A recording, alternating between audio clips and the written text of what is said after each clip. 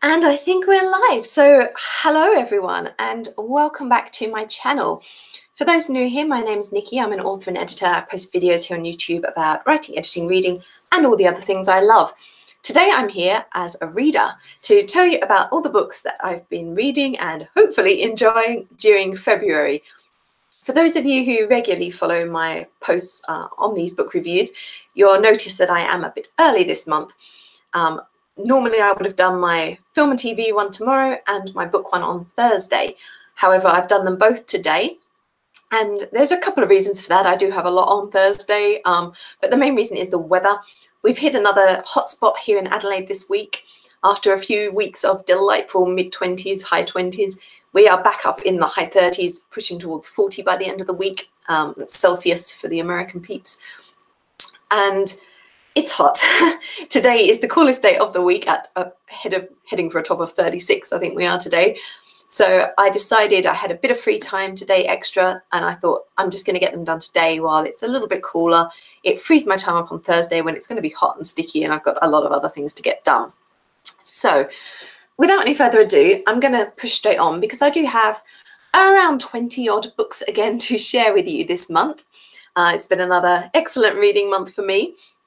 So starting off, I'm going to go through these, and actually today, the way it's worked out writing them in my book, I've ended up with all my Christmas gift books first, followed by all the ones I got as ARCs from NetGalley publishers, authors. So once we get out of the Christmas gift ones, I will tell you when I start talking about ARCs and NetGalley ones. But for the beginning, at least, they're all ones that I had bought for me as gifts over my birthday and Christmas back in December. So, kicking us off, Black Beauty by Anna Sewell. Now, this is actually a reread for me. I did read this years ago when I was in my early teens, and it's fascinating to come back to it now. I mean, it's a bit of a tearjerker at times, and it obviously has an important message about animal cruelty and that kind of thing. And it is a delightful read. It is a little bit sickly sweet at times, a little bit childlike at times, which I guess is why it's such a children's favourite. But I gave it 4 stars. Moving on to something in a completely different vein, actually, and it is 7 Pillars of Wisdom by T.E. Lawrence, so Lawrence of Arabia. And actually, all I know about T.E. Lawrence comes from the Lawrence of Arabia film starring Peter O'Toole. So it was really fascinating to read Lawrence's own account of events and see where things do tie up with what happens in the film, and more importantly, to see where the film's exaggerated or changed things for spectacle. So that was really interesting. It's a hefty read, it's a big read, and I actually did it as an afternoon read, so I didn't take it to bed with me. It was a bit too heavy going for that. I just read a little bit when I had 10-15 minutes free in the afternoon until I got through it. And interestingly, I mean, it is a war account. It's a war diary in some ways, but it is very literary. And you can tell Lawrence is an excellent writer. And he does really evoke a sense of the place and the heat and the desert. So it's definitely worth checking out. And I gave it 4 stars again. Next up was The Leopard. And this is by Giuseppe Tomasi de Lampedusa. So it's an Italian modern classic. And I gave this 5 stars. It's about a family, an aristocratic family, just at the time of Garibaldi, when Italy is becoming unified or looking to become unified. And the family is kind of crumbling even as the old regime of the different states crumbles. It's very poetic work, very sensual work in many ways. And there is a film based on it, which I am really interested to see. Definitely check it out. It's just a fantastic historical piece that, yeah, it's just this really lyrical sense to it as well. Next up, again, a completely different vein on this one is Uprooted by Naomi Novik. Now, this one I only actually finished reading last night, so it's really fresh in my mind. And I absolutely adored it. It's a 5-star read for me. I read Spinning Silver, and I absolutely loved that. And I thought, oh, nothing can be better than Spinning Silver. It was great. But actually, I enjoyed this one even more than Spinning Silver. I thought Agnieszka was a really wonderful character. I liked Sarkin as well, and I liked their growing relationship. It's a brilliant blend of so many different bits of fairy tale and folklore, and it just all came together perfectly. It was really brilliant. It did read like it was an original fairy tale. Next up, Time's Convert by Deborah Harkness. Now, this is a spin-off from the All Souls trilogy of books, which began with the discovery of witches, which is now being filmed for TV. And Time's Convert is billed as Marcus's story, who's one of the secondary characters in A Discovery of Witches. However, the book wasn't quite what I expected in some ways, because it is Marcus's story. It's about how he became a vampire and his sort of tale up to the present day. But it's not exclusively that. There's also continuation of the Matthew and Diana storyline from the trilogy at the same time. So I thought that worked really well, actually. When I got over the surprise that that's what the book was like, I did enjoy that, and I liked that link still to the original trilogy. And I gave it 4.5 stars. It was good. However, once or twice it did feel a little bit disjointed, and I think that's because it was kind of telling 2 stories at the same time. Next up, The Fall of Gondolin by Tolkien. So this is another of the books released by Tolkien's son, who's done so much work with his father's notes since Tolkien's death, and has released a lot of material, just drawing all the notes together, working out what Tolkien was planning to do. And The Fall of Gondolin is another excellent one. It's 5 stars. It's another brilliant edition in this series. And next up, From the Mouth of the Whale by Sjón, who's an Icelandic author. And this is a beautiful esoteric kind of book. It's set in the past, and our main character he's kind of an enlightened, learned man who's ahead of his time. He knows things about herbal remedies and bits like this, and so he ends up attracting the attention of the local people who are put off by his very modern views, and they try to outlaw him. He ends up in prison for a time, and it's a story. I'm trying not to tell you too much about it, because I think it's a book that really benefits from discovering the story as you read. So I'm not going to get too much into the plot, but Sjón is an absolutely amazing writer. He has a really beautiful lyrical feel about his writing. There's always this kind of hint of magical realism behind it as well. And he evokes Iceland and its people brilliantly in a different way than Halldór Laxness does, but with the same result. Both of them are brilliant Icelandic writers you should check out. I gave it 5 stars. Did I say that? I can't remember, but I did.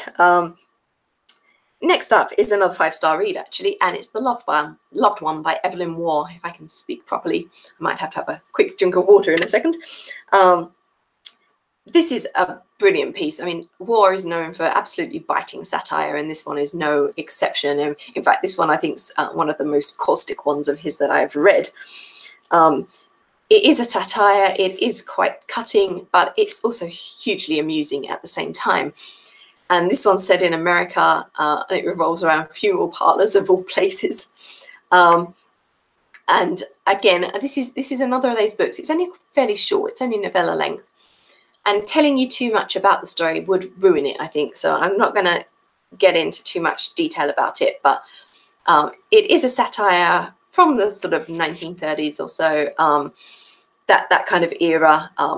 There's a bit of Hollywood glamour going on in the background of the 30s, 40s, you know, and I definitely really recommend it.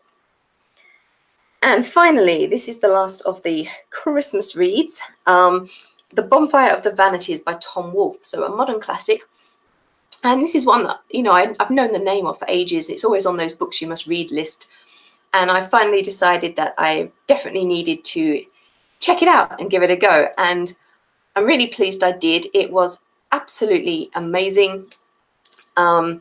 It took me a little while to get into it. It took me a few chapters to really get a feel for it.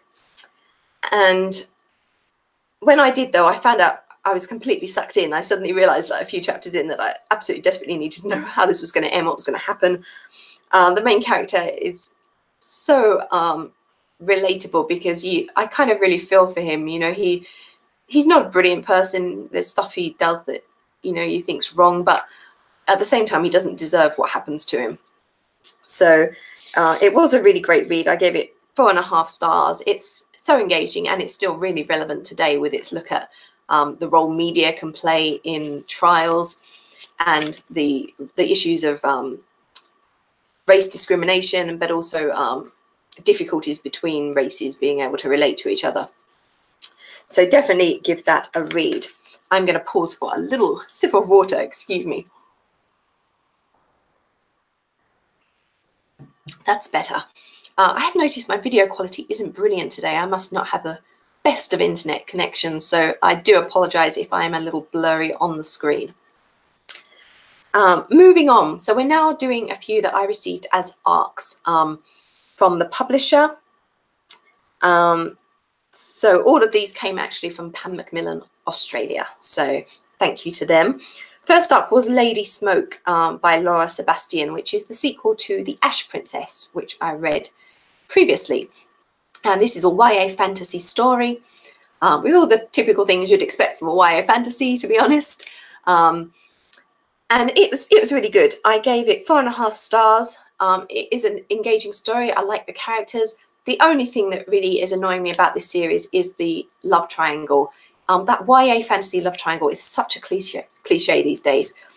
And in this book, it could have been done without. One of the characters is a sort of enemies to lovers love story, and that one works so well. It works so well.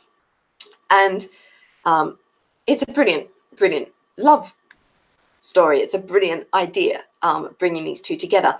The other one, who she has this potential love interest with, just doesn't work. And the thing is, the story could have gone along just as well if they just made their love a deep childhood friendship, re-established kind of love. That would have worked, and they could have kept the story going without making it romantic love. And I really wish that Sebastian had done that. But that's a minor gripe, because in other ways the story is really engaging. It's really entertaining, captivating piece, and I'm keen to see how it's all going to end in what I assume will be a final book in a trilogy. Moving on then, the next one to talk about is The Spirit of Science Fiction by Roberto Bolano. This is an author I hadn't read before, and so I came to his work not really knowing what to expect. It was a really lyrical piece. I say that about a lot of works today, but it was. It had a really poetic feel to the prose. And I kind of really enjoyed the plot idea, but which was essentially, I think there's some autobiographical elements in here. It's about 2 young writers in Mexico City. They're trying to find their way. There's a mixture of trying to work, going to parties, and that kind of thing, that sort of young writer lifestyle. And the only trouble I had with it was a little bit disjointed at times. The story kept moving between the narration of these 2 young men's adventures and life, if you like. It wasn't always adventuresome. Sometimes it was just dull. But there was also mixed in this science fiction novel that one of them was trying to write. And at times it just didn't quite come together for me. And that's why I gave this 4 stars. It had a lot going for it. There was some really interesting stuff in there, but overall it didn't quite work. And I've seen in reviews, apparently this is an early work of his that's only just being released in English. And a lot of people have said that it doesn't quite match up to some of his later stuff. So I would like to try some of his later works and give them a go, because there was lots I did like about it. As I said, it felt a little bit disjointed, but maybe he's overcome that in some of these other pieces. And finally, for my Pan Macmillan Australia arcs was Enchantée by Gita Trelease. This is a standalone novel. It's set in France, just the dawning of the French Revolution, 1789. And there's also this magical element, because our main character, Camille, she has magical abilities, and that helps her get into the French court at Versailles. And she ends up leading a bit of a double life, her life in Paris, and then her life as a pretend countess, baroness, she's a baroness in Versailles. There's hot air balloons and all sorts of other exciting things going on. And it was a really fun alternate history. I loved the characters. I enjoyed the romance aspect, and I thought it all came together really well. It was just the right touch of magic mixed in with historical detail. So that brings me on to, I'll talk about next, one that I received as a review copy from the author. And this was A Lord to Love by Sarah Dobie Bauer, sorry. And this is a historical novella, It's alternate history, really, because in this version of society, male-male relationships, gay relationships are out in the open and accepted.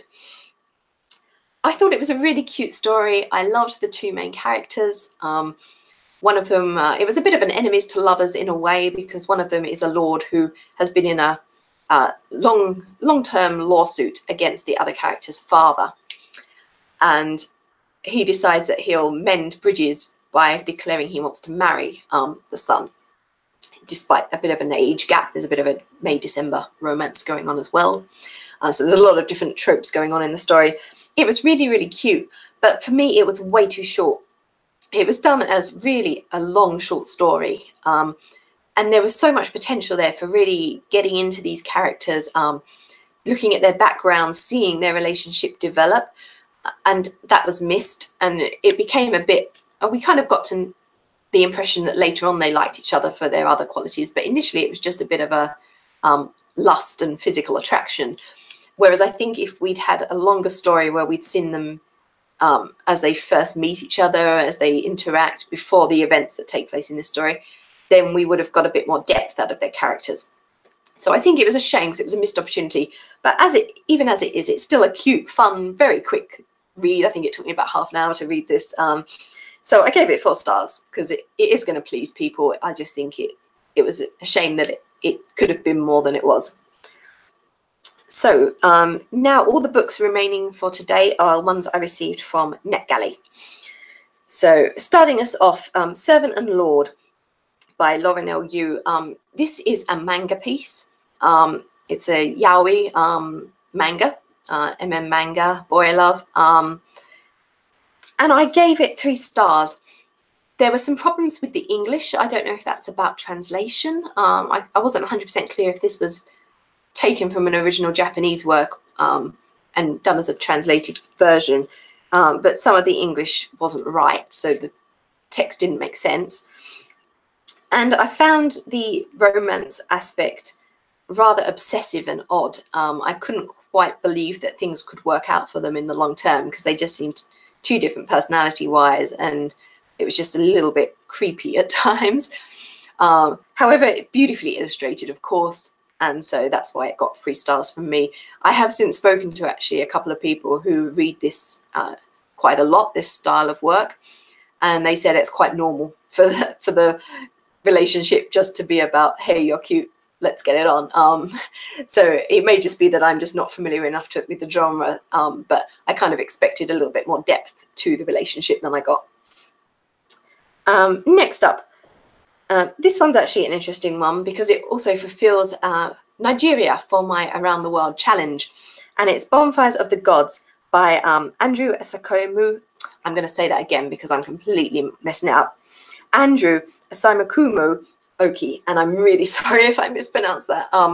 If you know a correct pronunciation, do put it below for me. Who's a Nigerian author, and this story is set during some civil wars that took place in Nigeria. So it's based on a real event, but with fictional characters to show the events and what took place through various different eyes with different opinions on what's going on. It was really interesting. It was culturally interesting. I'd never actually heard of these conflicts before this book.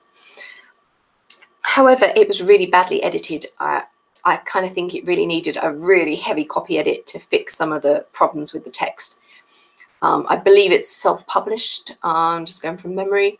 It was up on NetGalley, but I think it's a self-published work. And I don't know if it was edited, but if it was, it needed more. And maybe it wasn't edited at all, considering what the prose was like.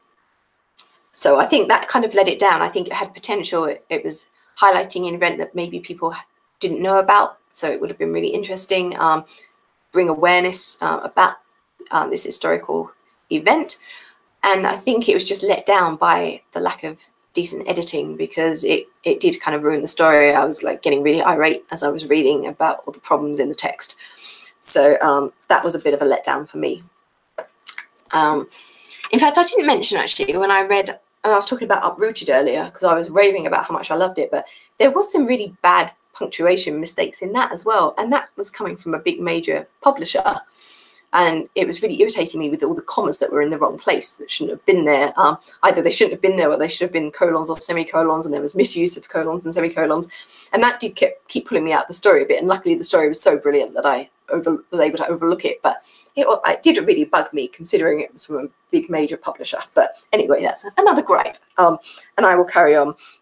So yeah, I gave 3 stars to Bonfires of the Gods because I thought it had great potential again, and it was just let down by that lack of editing. Next up, Bookforms. And this was a book produced by the Center of Book Arts in New York. And it's basically about bookbinding, but it's really a how-to guide. So it looks at a lot of different styles of bookbinding, and it does a step-by-step how to achieve them. I thought it was really in-depth. It was really fascinating. I gave it 4 stars in the end. And part of that is because 1 or 2 of the things you could attempt yourself at home with only minimal requirements. However, most of them did need some specialist equipment. And I think unless anyone was getting really seriously into the idea of doing it, it's not the sort of stuff you'd go out and buy just to do one or just for fun to give it a try. You know, it did kind of require a bit of financial investment and time investment, and you'd need to be really serious about it to try most of them. But 1 or 2 you could have a go at home. And certainly as a reader, it was interesting to see the process behind preparing all these different styles of bindings. Next up was the Warlow experiment, and this is by Alix Nathan. This is an historical piece, and it's actually based because Nathan saw an advertisement in an old newspaper from the 17th century, and they wanted someone to, I'm lying, it's 18th century, 17th century. I'm having a little mental breakdown on dates at the moment. I can't even remember when it was. I think it was the 18th century. And anyway, she saw this newspaper article, and it was about a man advertising for someone who would come and live basically in his cellar for 7 years. Yeah, for an experiment. He was a natural scientist. He wanted to conduct an experiment, and he wanted someone who would cut themselves off from society. They'd be well looked after. They'd get food, they'd get comforts, but they wouldn't be allowed to speak to anyone or see anyone for 7 years. And so what Nathan's done in the story is imagine that someone answered it and what would the effects of that be. So it was a really fascinating and a very psychological piece. So we get to see the events both from the point of view of the advertiser, the point of view of the man who answers the ad, and some of the servants who are involved in the periphery as well. It was absolutely captivated me. It was a real page turner. I was desperate to find out how things would work out, and obviously they didn't go to plan. Things took a dark turn, and I don't want to give too much away, but so I won't say anything more about the plot. But it was an absolutely brilliant read. It was something really different and, as I said, captivating and really entrancing piece. Next up was The Cost of Living by Emilie Lucadamo. This is the second book in a series of Paranormal from 9 Star Press. And it kind of picks up where the first one left off, but with a different lead character. So the events that take place in this second book are as a result of the events in the first book, but we're meeting different people for the most part in the main characters' roles. We do have a return of the bookshop owner from Adam from book 1, who was only a very minor character in book 1 and takes more prevalence. We get to learn more about him in the second book. This was a 4-star read for me. I thought it was a really interesting continuation. I know there's going to be a third book, so I'm interested to see what Lucadamo would do with that and how things will wrap up. I'm assuming it might be a trilogy. Perhaps it will go on longer. I'm not sure yet. But it's, in some ways, it's a slightly darker tale, but I mean, not too dark. So if you like paranormal with a bit of an edge to it, then you should probably check out this one. And we're down to the final book. Can you believe it? It's Literary Places by Sarah Baxter. This is a non-fiction work, and in some ways it's a travel guide, but it's a book-based travel guide. So what Baxter has done is taken 25 novels in which place plays an important role, and she's looked at what you can do if you wanted to go and visit some of the places in these novels. In some cases, you can actually follow the route characters take because we know real events and real locations for these stories. In others, it's a little bit vaguer, but scholars maybe have an idea on which places were used as the inspiration, and so you can go and visit those. And in some cases, just get a feel of the country or the city or town involved. It was a really good, fun read, fun literary guide. There is no real planning information. So if you said, I want to go off and fly to so-and-so, there's no information on where you can get flights from or anything like that. You'd have to go and do all that research yourself. This is just a sort of inspiration starting point, a sort of springboard to help you plan your next literary related holiday.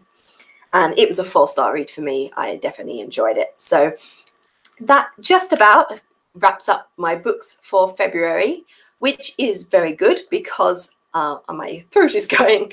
So I'm going to need more drinks in a second. I'm going to end on that note. I should, just before I go, give you an update on my reading challenge, because I already mentioned I crossed one more off my world challenge with Bonfires of the Gods. But I've also been plugging away at my own reading challenge, the NJM Book Challenge 2019. And I'm pleased to say I've already completed 19 of the 25 categories just in the first 2 months of the year. Of the remaining 6, I have books lined up for 2 of them, which I will be reading during the early part of March. So I will share those. Can't even speak now. So I will share those with you next time. And I have 4 more categories still to fill. Actually, if I doubled up books over 2 categories, I would be able to fill them already, but I'm not going to do that. I'm trying to find a unique book for each one. So I've just got 4 more books to find to complete my challenge, which there's no rush, obviously. I've got 10 months left, but I will look to do those as soon as possible anyway. On that note, I'm going to finish, and I will put in the notes below whether it was the 17th or 18th century for that Warlow experiment, because it's completely gone out of my mind for a second. But I will definitely note that below for you in a minute when I double check it. I'm going to close, but I'll be back again actually on Sunday when Alina, my friend, and I, Alina Popescu, will be doing our genre talk for the beginning of March. And we're on my channel for this month's one, and we're going to be talking about non-fiction. So we're going to be discussing everything non-fiction during our little chat, which will take place at 4 p.m. my time here in Australia. And I'll put a little link to it below just so you can find out what time that is for you. Or I might not be able to put the link up yet, actually. It might be too early to share it, but I'll see. I'll find out. If I can, I'll pop it below so you can check the time for yourself. I'm going to end there. I'm going to stop waffling, but the temperature's heating up too, so I do need a drink and a stop. As I said, I'm going to close. I'll see you on Sunday, and I'll just say bye for now, everyone.